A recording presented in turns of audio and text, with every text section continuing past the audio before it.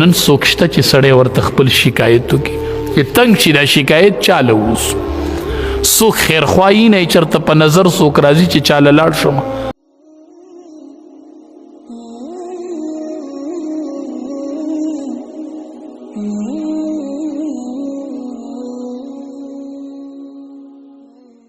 اکثر ودونو کې الک لګوتې د سرو زرو جوړه کې پلاسي کې ورته نه دا بالکل حرام دي نارینه سړی به سره زر نه استعمالي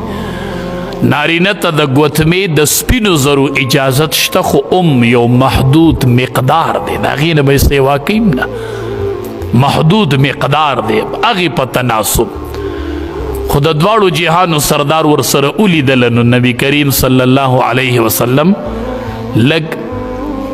طبیعت کې درنوالی راغی چې دا د څه کړي دي هغه پوه شو هغه ګوتمۍ راواغستله او ګزاره یې کړله صحابه ورته وی روی له خرڅ که بل استعمال کې راوله که نه نبی علیه السلام مطلب خدا نه دی سره زر بل استعمال کې راوله هغه وی په دې امام الانبیا خفه شوی دی دې ته به زه لاس نه کم په دې نبی علیه السلام خفه شوی په دې ما د امام الانبیا خفګان لیدی دی چې په دې نبی کریم صلی الله علیه وسلم خفه شوی صحابه کرامو د نبی کریم صلی الله علیه وسلم سره ډیره مینه کړې وه ډیره مینه به یې ولې نه کوله چې د سړي سره ونې بوټي مینه کوي که نه نبی علیہ السلام بروانو ونی بوی السلام علیک گٹی بوی السلام علیک شجر و حجر بپی سلام کو چکل نبی کریم صلی اللہ علیہ وسلم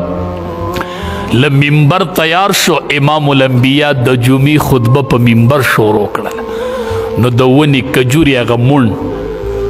کجوري هغه چې نبی علیہ السلام به ورته ډډه وخلی وه او خطبه به ویل چې منبر تیار شو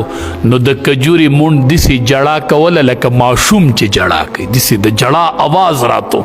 امام الانبیا ورغې غېږې ترې نه تو کړله زناورو به امام الانبیا پیژنده اوښ راغې اوښ د نبی کریم صلی الله علیه وسلم چې ولیدو ایک دم راغې سرې د نبی علیه السلام خپو کې کېښودو د سترګو نه اوښ کې را روانې شو قربان داسې وخت و چې نبی علیہ السلام ته به زناورو خپل شکایات راوړل نن څوک شته چې سړی ورته خپل شکایت وکړي چې تنګ شي دا شکایت چاله ووسو څوک خیرخواهي نه چېرته په نظر څوک راځي چې چاله لاړ شم د ړه څه دمه مې شته دی د مظلوم یو حامي شته چې تپوس به مې وکړي چې به زناورو سره ظلم وشو نو زناور به م راغی نبی کریم صلی الله علیه وسلم خپو کې سر یخې دی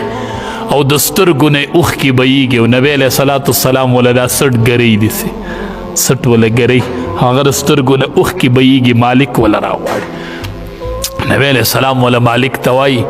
دا اوښ ما ته پر یاد کړي دې اوښ په جړا زه پوهېږم ده سره ته ظلم کوي ښه